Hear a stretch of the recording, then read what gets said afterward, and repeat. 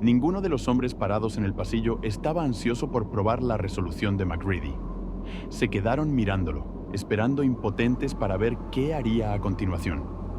Poned esos sopletes en el suelo y retroceded, muy lentamente, sin movimientos rápidos, o todos nos calentaremos deprisa. Por última vez. Manteniendo los ojos en MacReady, Norris se agachó y bajó suavemente su soplete. Childs colocó el hacha al lado con cuidado, seguido por Sanders y Palmer. Retrocedieron al pasillo. MacReady se movió hacia ellos, forzándoles a continuar la retirada. Eso es, retroceded.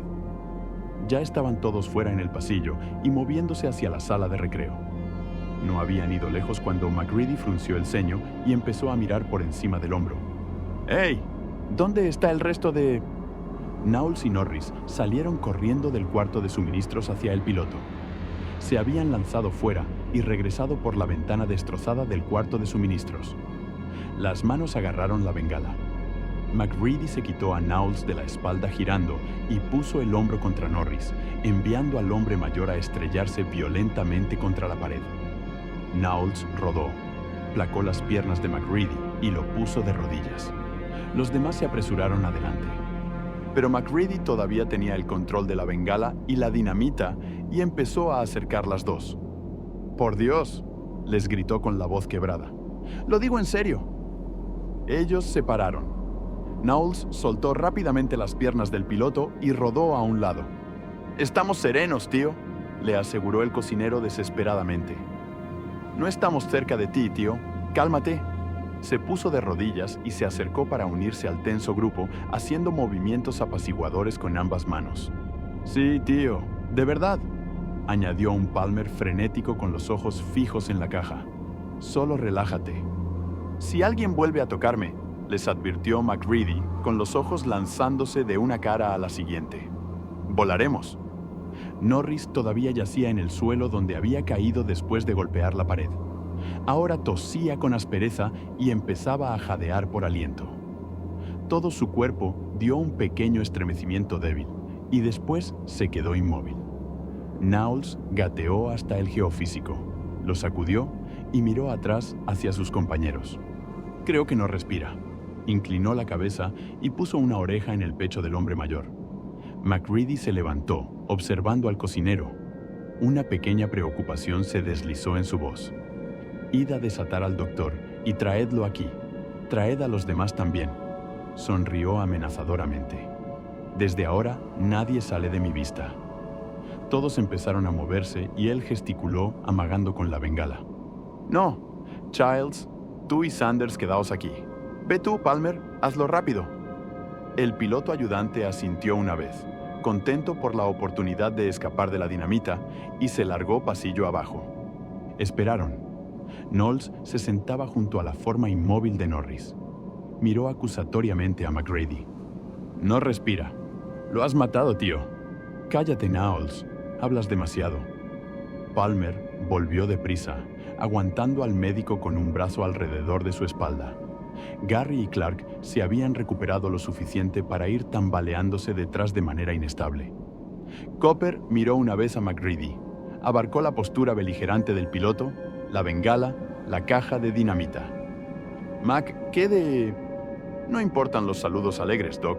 Guárdalos para más tarde». Hizo un ademán hacia Norris. Copper asintió comprensivamente y se arrodilló sobre el cuerpo del geofísico. Knowles se movió a un lado. El médico comprobó los ojos del hombre yacente, le escuchó el pecho y después volvió a mirar a MacReady. «Llevadlo a la enfermería. Rápido. Única posibilidad». MacReady asintió de acuerdo y miró a los demás. «Childs, Sanders, Knowles, recogedlo y vamos.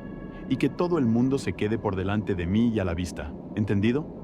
No quiero que nadie se agache en cualquier puerta abierta y espere a que yo pase al lado. Podría tropezar, o ponerme nervioso, o ambas cosas». El cuerpo de Norris fue colocado en la mesa de diagnóstico. El frigorífico y su legado de sangre arruinada estaban cerca y en silencio, recordando a todos la última vez que se habían reunido en esa sala. Copper se giró para alcanzar algo y casi se cayó. Todavía estaba mareado por la morfina.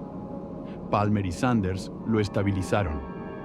MacReady estaba en un rincón con la espalda contra la pared y observaba.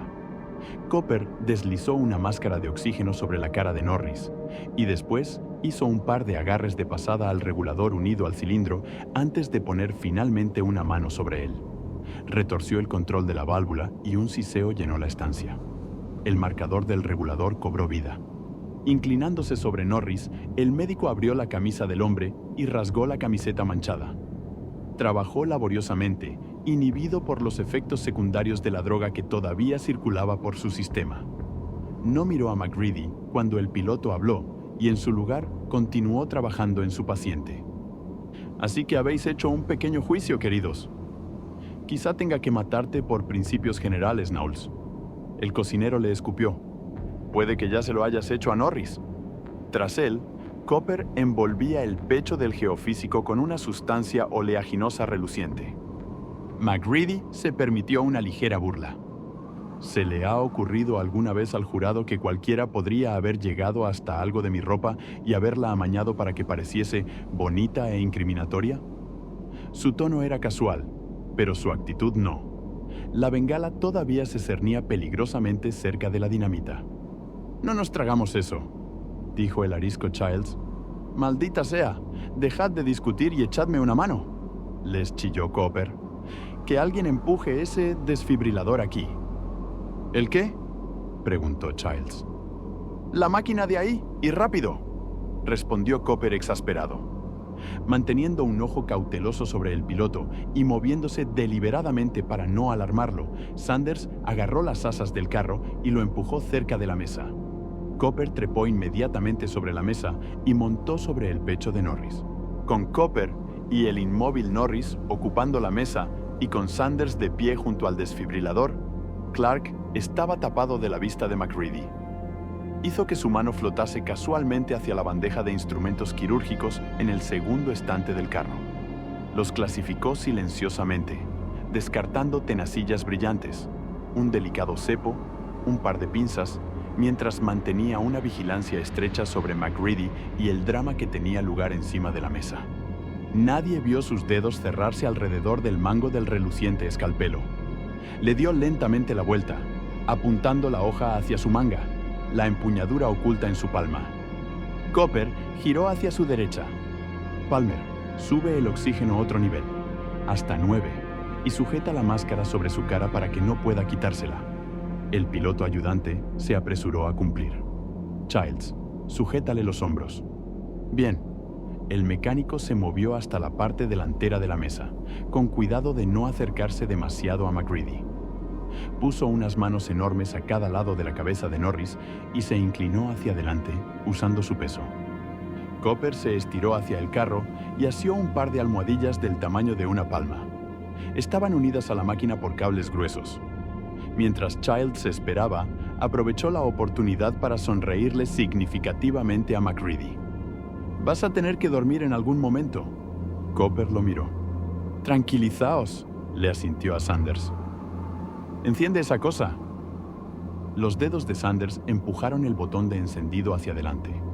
Una luz de advertencia localizada justo por debajo del interruptor cobró vida y un zumbido grave se elevó desde la máquina.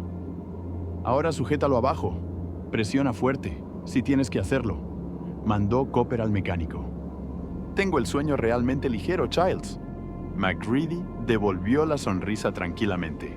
«Cállate, MacReady». Atareado como estaba, Copper todavía encontraba la energía para enfadarse. Inclinándose hacia adelante, presionó las dos placas de contacto acolchadas en el pecho del geofísico. El cuerpo de Norris se agitó hacia arriba cuando la corriente se disparó a través de él. Hubo un leve sonido crepitante y un gorjeo extraño desde detrás de la máscara de oxígeno. Copper retiró las almohadillas. El pecho de Norris no se movió. El médico le habló con urgencia a Sanders. «Otra vez, más corriente esta vez». El radiooperador miró el complejo instrumento con la mirada vacía. Copper se inclinó hacia atrás y señaló. «Hay un marcador junto al interruptor de encendido. Está puesto en el 3. Súbelo al 6. Sanders asintió e hizo lo mandado. Otro zumbido de la máquina. Copper le dio a la piel desnuda tratada varias sacudidas. Sanders observaba ansioso. También Clark, con el escalpelo completamente escondido por su mano y la manga de su camisa. Empezó a abrirse camino tan discretamente como podía alrededor de la mesa. Nadie le prestaba atención. «Y si alguien intenta despertarme», decía serenamente MacReady, «aquí mi pequeña alarma es propensa a dispararse y poner a todo el mundo otra vez a dormir». Tocó el lateral de la caja de dinamita con la bengala aún ardiente. Palmer hizo una mueca. «¡Maldito seas, MacReady! ¡Ya basta!», lo regañó Copper. Puso los contactos en el pecho de Norris otra vez. Y esta vez hubo una reacción. Fue tan explosiva y violenta como inesperada. El cuerpo de Norris se arqueó fuera de la mesa y casi tiró al médico al suelo. El médico parecía un jinete de toros, botando locamente sobre el cuerpo agitado del geofísico. Un nuevo sonido crepitante llenó la sala y no venía del desfibrilador. El esternón de Norris se quebró como el lecho de un lago en el Sáhara. La piel se despegó y se desprendió en tiras carnosas. La máscara de oxígeno fue soplada hacia el techo cuando Palmer retrocedió para separarse del cuerpo que se contorsionaba antinaturalmente. Un sonido salió de la boca de Norris, pero no era producido por el hombre que habían conocido como Norris. Era un maullido horrible, chirriante, furioso. Copper se tiró del cuerpo que se sacudía y aterrizó duramente en el suelo. Nadie se movió para echarle una mano.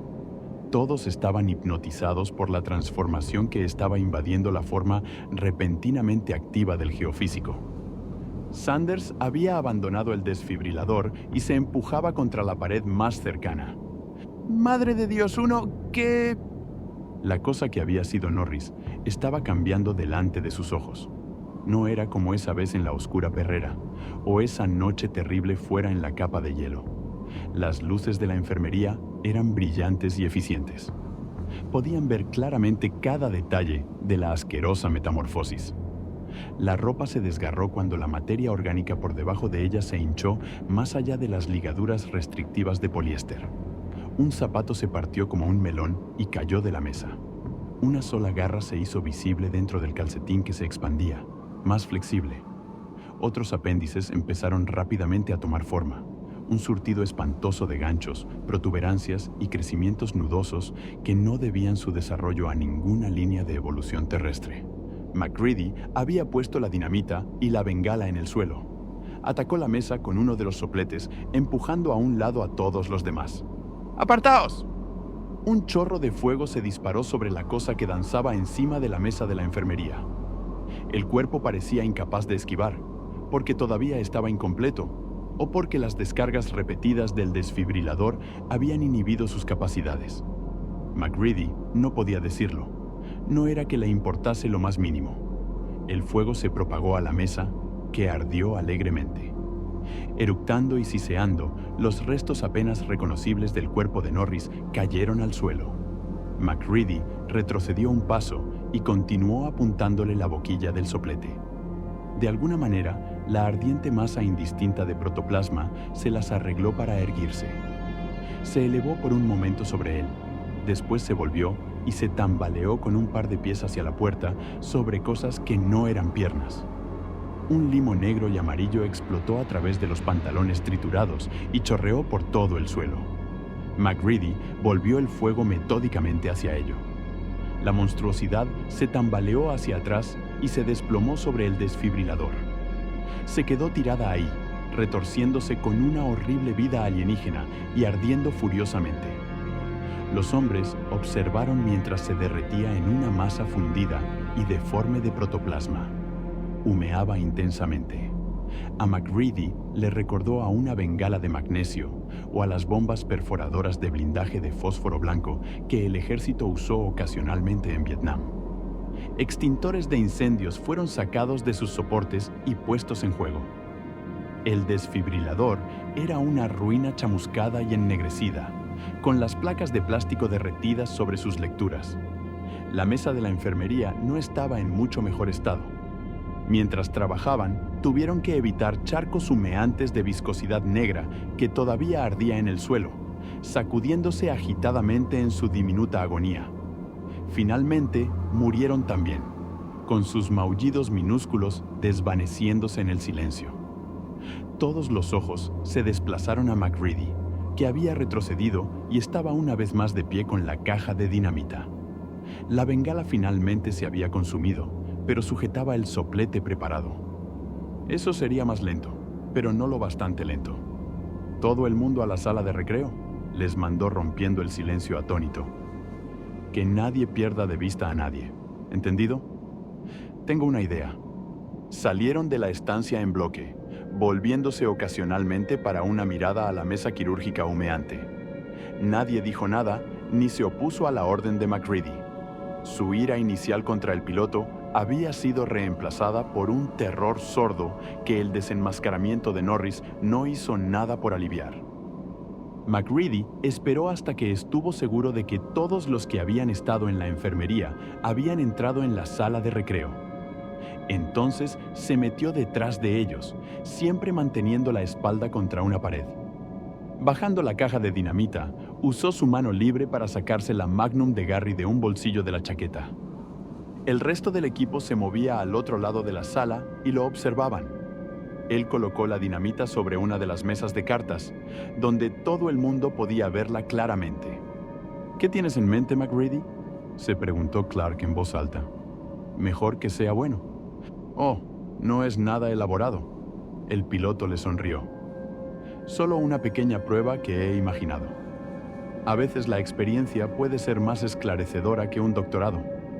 «¿Sobre qué demonios estás desvariando, MacReady?», murmuró Copper desconsoladamente.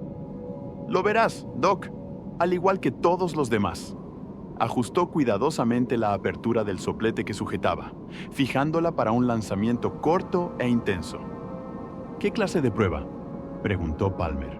Estaba rendido tras el episodio en la enfermería. Una especie de desesperación embotada se había establecido sobre los hombres.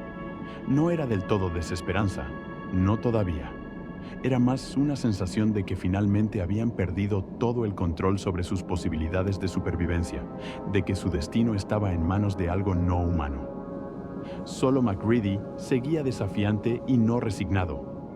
Dada su presente opinión de él, eso solo dejaba a los demás sintiéndose más desalentados que nunca. «¿Qué clase de prueba?», repitió sombríamente. «Estoy seguro de que algunos de vosotros ya lo sabéis. Había bastante cuerda en la sala, segmentos de longitud variable, más el resto de la larga bobina de la que habían sido cortados. La cuerda había sido traída y usada para atar a Clark, Garry y Copper. MacReady la pateó hacia su reticente ayudante. Rodó hasta detenerse a los pies del hombre más joven. «Palmer, tú y Copper atad a todos los demás. Muy fuerte. Os estaré vigilando». «¿Para qué?». Childs había considerado saltar hacia el piloto, pero la proximidad de la dinamita y el soplete lo contuvo. Alguien iba a tener que intentar algo muy pronto, empero. No había manera de decir qué iba a hacer MacReady. «Por vuestra salud», le dijo el piloto. Tampoco sonaba sarcástico. Garry miró a los demás. «Lancémonos sobre él. No va a volarnos». «Maldito sea si no lo hago», dijo MacReady claramente. Childs dio un paso adelante. «¿No vas a atarme?». «Entonces, tendré que matarte». Childs le devolvió la mirada llanamente al otro hombre, asintiendo secamente. «Entonces mátame». MacReady levantó la boca de la 44 hasta que apuntó directamente a la frente de Childs. «Lo digo en serio». El chasquido del martillo retrocediendo fue ruidoso en la sala. «Supongo que sí», dijo Childs sobriamente. El piloto vaciló, con el dedo tenso en el gatillo. Hubo un movimiento en el rabillo de su ojo. Un instante en el que su cerebro registró varios eventos simultáneamente. Clark Luz sobre metal escalpelo viniendo. Giró y disparó 2 veces en sucesión rápida. La fuerza de la potente Magnum mandó al adiestrador de perros girando hacia atrás. Se agarró a sí mismo, rebotó en una silla cercana y se desplomó en el suelo. Casi igual de rápidamente, MacReady tuvo el arma apuntada hacia los demás. El soplete se cernía peligrosamente sobre la dinamita.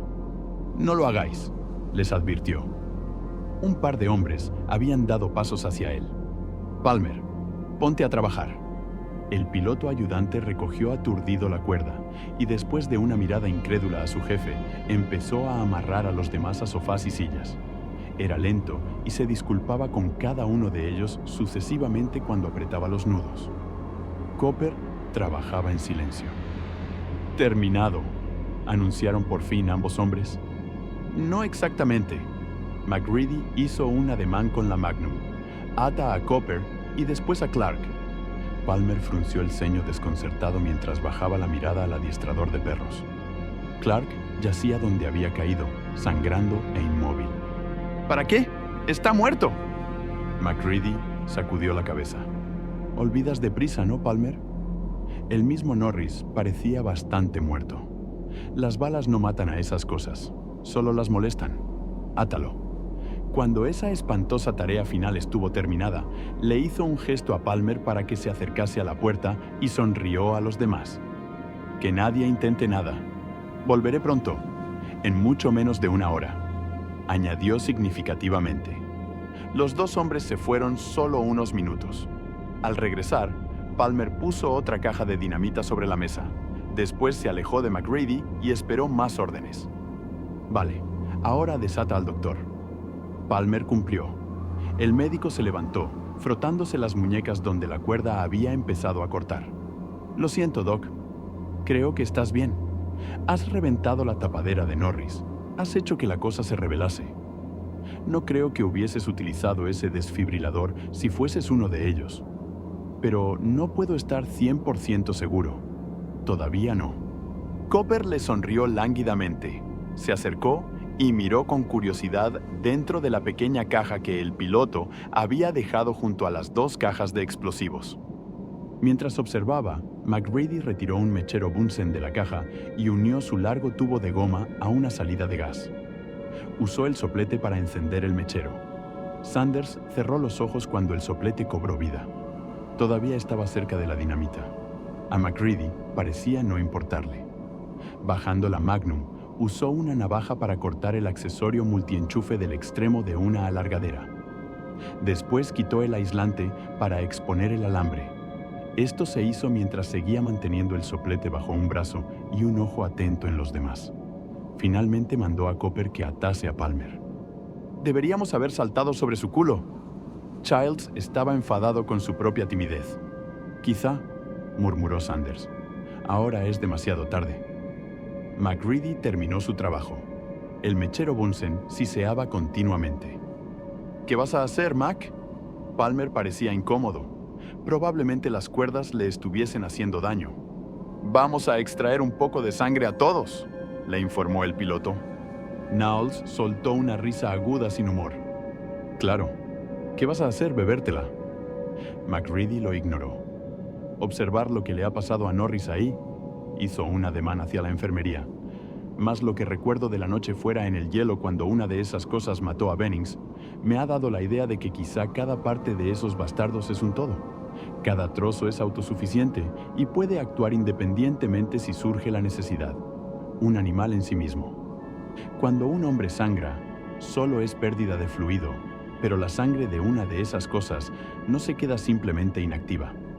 ¿Recordáis lo que decía Blair sobre que cada célula era tomada independientemente? Cada una se convierte en una forma de vida individual recién activada, con el habitual deseo incorporado de protegerse del daño. ¿Recordáis esos pequeños trozos de Norris, cómo se retorcían y emitían ese maullido? Cuando se le ataca, parece que hasta un fragmento de esas cosas intentará sobrevivir lo mejor que pueda. Incluso una muestra de su sangre. Por supuesto, no hay sistema nervioso superior, ni cerebro para reprimir un instinto natural como ese si hacerlo no es en el mejor interés del todo más grande. Las células tienen que actuar instintivamente en vez de inteligentemente. Protegerse de la congelación, digamos, o de la incineración, de la clase que podría ser causada por una aguja caliente, por ejemplo. Se volvió para encarar al médico. «Copper, haz los honores». «Decías que creías que yo era inofensivo por lo que ha pasado en la enfermería», dijo Copper. MacReady asintió afirmativamente. He dicho que creía que lo eres. Quiero estar seguro. Copper notó que la boquilla del soplete había sido apuntada a su sección media desde que había atado a Palmer, pero decidió no decir nada al respecto. Obviamente MacReady no tenía intención de confiar en él hasta que hubiese hecho su pequeña prueba. No tenía sentido discutir con él. Muy bien, haré lo que pides, Mac. Recogió el escalpelo que Clark había dejado caer y se acercó a una silla. Lo siento, Sanders, no tengo elección. Está bien, Doc. El radiooperador hizo una mueca cuando Copper presionó suavemente contra un dedo atado. Goteó sangre sobre la piel y cayó en la placa de Petri que el médico sujetaba por debajo del corte. Los otros miraban. «Ahora el resto», dijo impaciente MacReady. La caja en la que había llevado el mechero Bunsen también contenía una placa para cada uno en la sala.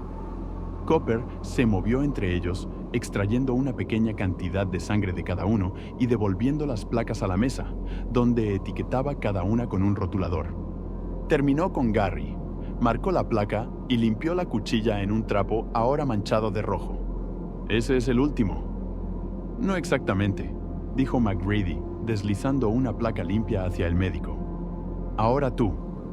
Copper se pinchó servicialmente el pulgar y observó mientras la sangre goteaba en el cristal. «Deslízala de vuelta aquí», le mandó MacReady. El médico hizo lo ordenado. «Ahora retrocede. Atrás, ahí con los otros». Copper cumplió. Se empezaba a acumular sudor en su frente. Casi tropezó con los pies de Childs. «Y por último, sinceramente vuestro». MacReady utilizó el escalpelo en su propio pulgar y recogió la sangre en una última placa. Después, puso en la llama del mechero Bunsen el cable de cobre descubierto que sobresalía del extremo despojado de la alargadera. Los hombres observaron atentamente mientras el alambre empezaba a brillar. MacReady lo sujetó firmemente en la parte más azul de la llama, manteniendo el soplete apuntado al médico. Ambos transpiraban libremente ahora. Cuando estuvo listo, el piloto sacó el alambre de la llama y lo llevó hacia la placa más cercana, la que contenía la muestra de sangre de Copper. Sus ojos estaban fijos en el médico que miraba, y un dedo estaba tenso en el gatillo del soplete. Un suave siseo se elevó desde la placa de Petri. MacReady recalentó el alambre y repitió el experimento. Otra vez el siseo, y eso fue todo. La sangre en la placa había reaccionado normalmente. Ambos hombres soltaron un suspiro de alivio. «Supongo que estás bien, doctor». El alivio de Copper era palpable y su respuesta fue solo ligeramente chistosa. «Gracias». Estaba temblando.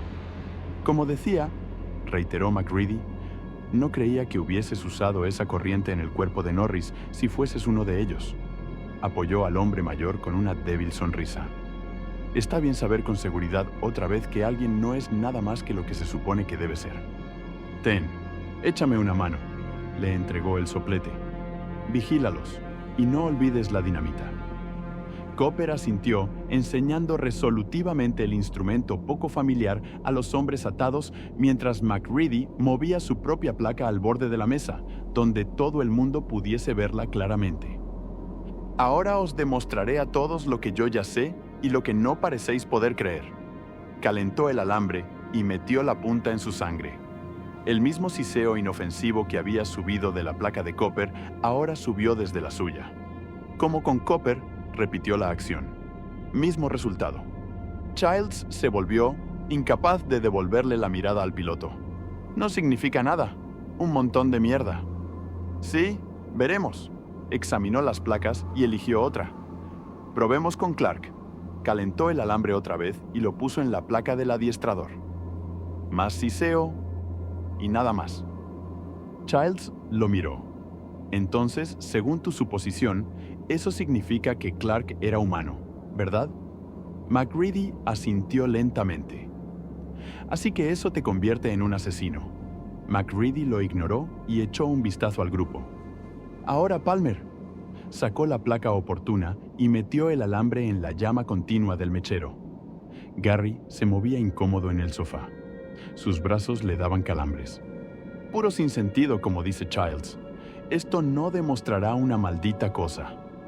Eso es justo lo que se supone que debe demostrar. MacReady le dedicó al jefe de la estación una mueca grosera. Pensaba que te sentirías así, Garry. Eras el único que podría haber llegado hasta la sangre en el frigorífico de la enfermería. Metió el alambre en la placa de Palmer. Te haremos el último. Un chirrido horrible llenó la sala, agudo, penetrante e inesperado. Venía del líquido rojo en la placa de Petri, que intentaba trepar las paredes verticales de vidrio como una ameba.